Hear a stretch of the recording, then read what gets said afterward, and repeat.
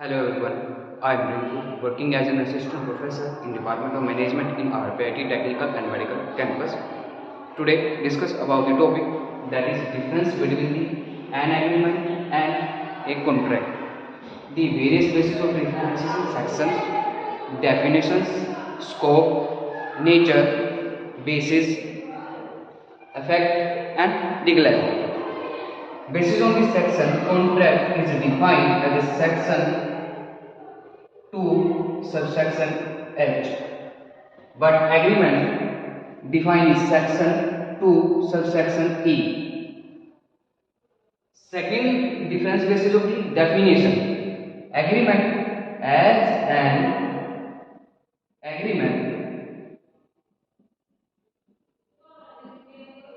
unenforceable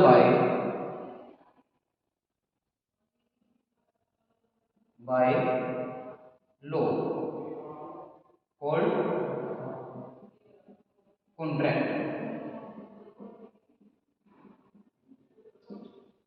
but agreement every set of promise and promise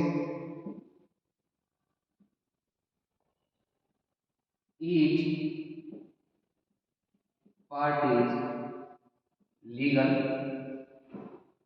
consideration called agreement.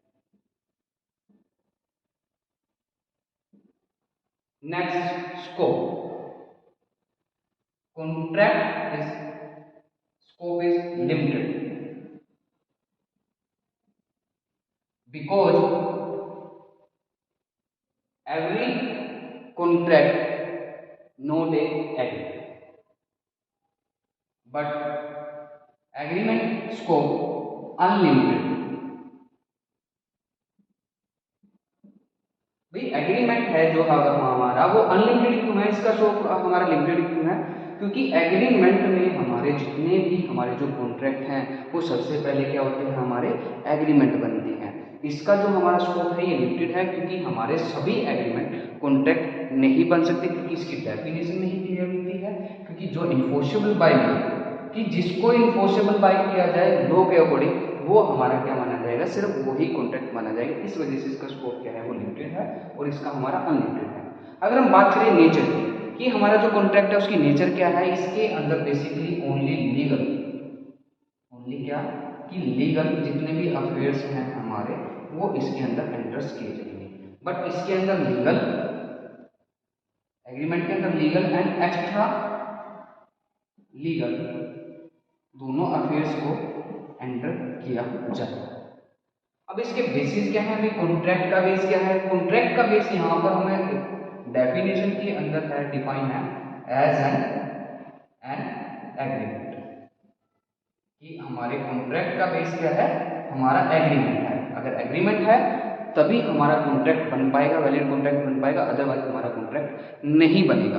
अगर हम बात करते हैं एग्रीमेंट बेसिस के, अगर एग्रीमेंट का हमारा क्या है, बेस क्या है, इसका है हमारा ऑफर एंड एक्सेप्टेंस, कि जहां पर हमारा ऑफर हो या फिर हमारा क्या हो, एक्सेप्टेंस हो, वो इसके अंदर हमारा कंसीडर किया जाएगा। इसका एग्जांपल अगर हम लेके चले, अगर बेसिस का, कि यहाँ पर ए पर्सन है और यहाँ पर बी पर्सन है। अगर ए पर्सन क्या करता है, यहाँ पर जब तक ए प्रपोजल नहीं रखेगा किसी भी कार को सेल करने से रिलेटेड, कितने में सेल करेगा, 50,000 ए में, तो ये जो है यहाँ पर ए पर्सन ने जो बी को प्रपोजल दिया है, वही प्रपोजल हमारा ऑफर बन जाता है। और बी इस प्रपोजल बेस पे जो अपनी कंसर्न, अपनी एसेट प्रोवाइड कराएगा, चाहे वो यस प्रोवाइड कराए चाहे नो प्रोवाइड कराए, तो वो हमारा बन जाता है एक्सेप्टेंस। तो इन दोनों के बीच में हमारा क्या बनता है, एग्रीमेंट बनता है। और हमारा कॉन्ट्रैक्ट कब बनेगा, जब एंड एग्रीमेंट हमारा बेसिस रहेगा। अगर हम बात करें इफेक्ट की, अगर इसकी इफेक्ट की बात करते हैं तो इसका इफेक्ट क्या होता है कि इस एनफोर्सेबल